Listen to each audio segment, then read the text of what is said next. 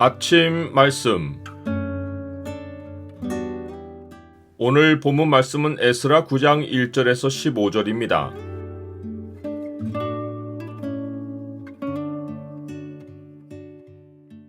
내 삶의 울타리는 주의 은혜로 주어진 것이다.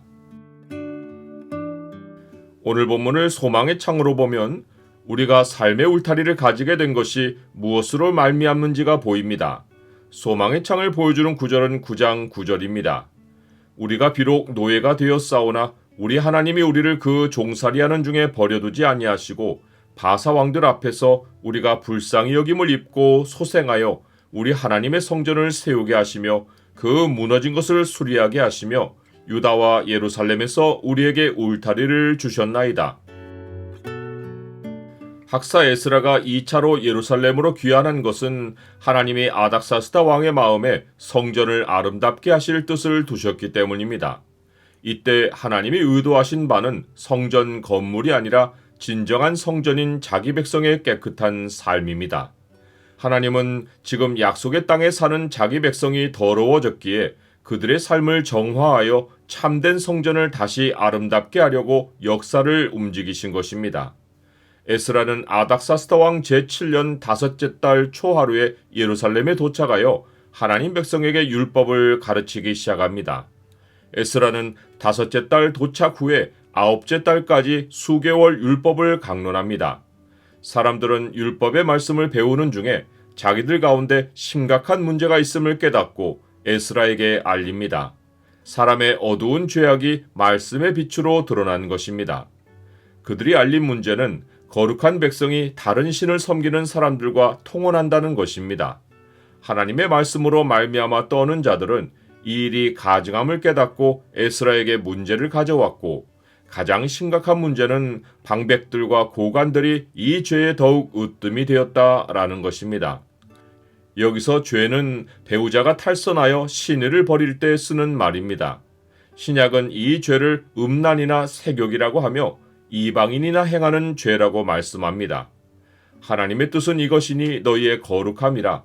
곧 음란을 버리고 각각 거룩함과 존귀함으로 자기의 아내에 대할 줄을 알고 하나님을 모르는 이방인과 같이 세욕을 따르지 말라.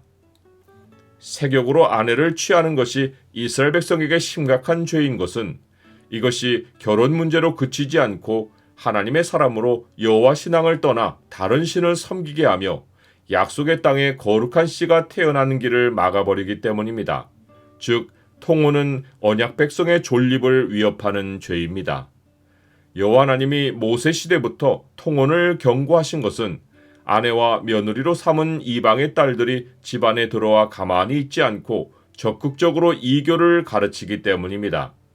이는 그들이 그 신들에게 행하는 모든 가증한 일을 너희에게 가르쳐 본받게 하여 너희가 너희 하나님 여호와께 범죄하게 할까 함이니라. 통혼은 이스라엘 백성 가운데서 마땅히 가르쳐야 할 말씀이 사라지게 하고 이교의 가르침이 사람들의 마음을 지배하게 만드는 무서운 죄입니다. 그렇다고 하나님이 이방인들을 혈통으로 분리하신 것이 아닙니다. 여호와 하나님은 유월절을 제정하실 때 본토인이나 이방인이나 언약 안에 들어온 백성에게는 이 법이 동일하다고 하셨습니다.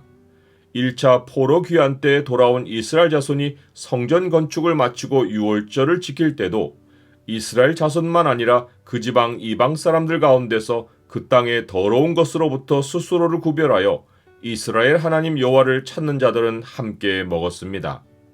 하나님 백성이 확고한 신앙의 정체성을 지키고 있으면 하나님은 열방이 하나님께로 나아오게 해주십니다.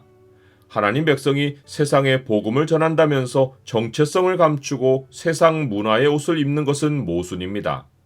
복음은 하나님 백성의 정체성과 함께 빛나고 신앙의 정체성과 함께 전달됩니다. 빛을 감추고 빛을 비춘다는 것은 모순이고 자기 기만입니다.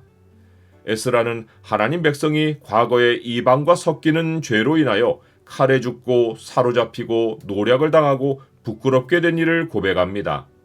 이제 하나님이 잠시 동안 은혜를 베풀어 얼마를 남겨두어 예루살렘으로 돌아오게 하셨고 이 땅에 울타리를 주고 거룩한 처소에 박힌 못과 같게 해서 조금 소생하게 하셨는데 어찌 주의 계명을 거역하고 통언함으로써 이 피난처와 같은 장소마저도 이방의 더러움으로 채우겠냐고 한탄합니다. 나는 지금 내 삶의 울타리가 하나님의 은혜로 주어진 것을 압니까? 누구도 마땅한 자격이 있어서 자기 삶을 누리는 자는 없습니다. 하나님의 은혜가 아니면 아무리 작은 삶의 울타리라도 걷어치움을 당합니다. 구원의 삶은 하나님의 은혜로 주신 것이지만 그 삶을 거룩히 지키는 것은 우리의 책임입니다. 은혜로 얻은 삶의 자리를 더럽히고도 깨닫지 못하거나 깨닫고도 통회가 없다면 하나님이 우리 죄악보다 형벌을 가볍게 하시는 날이 끝이 납니다. 오직 하나님의 말씀으로 말미암아 떠는 백성에게만 수치를 당하는 일이 없고 하나님의 돌보심이 있습니다. 무릇 마음이 가난하고 심령에 통회하며 내 말을 듣고 떠는 자, 그 사람은 내가 돌보리라.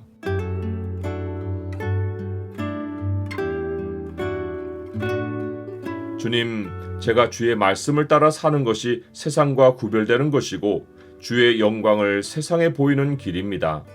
세상과 섞이는 것을 삼가고 매일 주의 말씀으로 저를 살펴서 세상에서 묻혀온 더러움을 깨달을 때 주의 보혈로 씻어 주옵소서. 예수 그리스도 이름으로 기도드립니다. 아멘.